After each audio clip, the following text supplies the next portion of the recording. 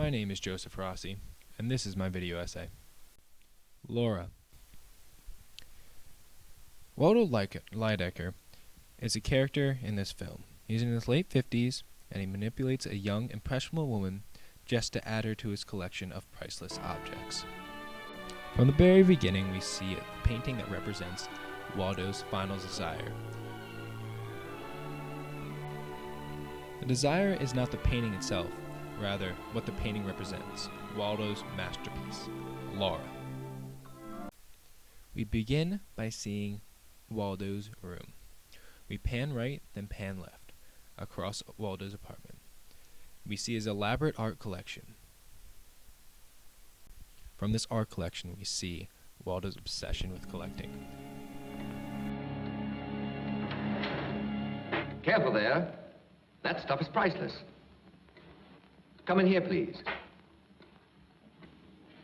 Mr. Lydecker? Oh, you recognize me. How splendid. Sit down, please. With the detective's comment and Waldo's reply, we see how self-centered Waldo is, because obviously the detective knows who he's going to meet, not that he recognizes Waldo. You said Harrington was rubbed out with a shotgun loaded with buckshot.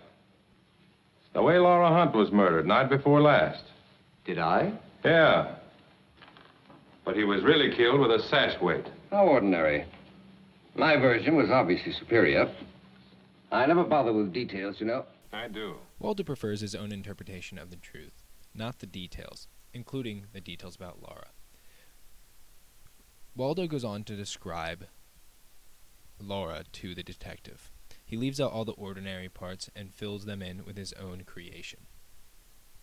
Throughout the first half of the film, Waldo fills McPherson's head with Waldo's creation of the perfect Laura. Waldo first takes interest in Laura when she explains how it was her idea to see him. It sparks his interest because he learns that a young woman admires such an old man. Don't blame Bullet and Company, Mr. Lydecker. They don't know anything about this. It was my idea to see you.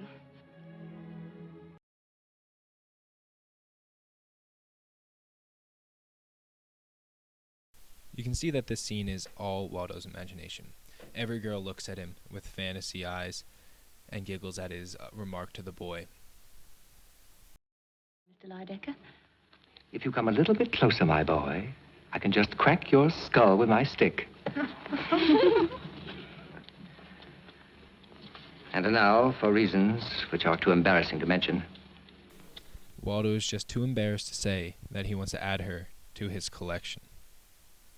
A montage begins of Laura climbing the corporate ladder of her advertising firm.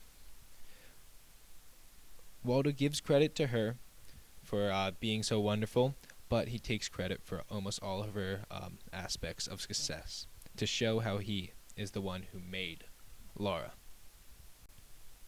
Waldo idolizes her as he describes her to the detective.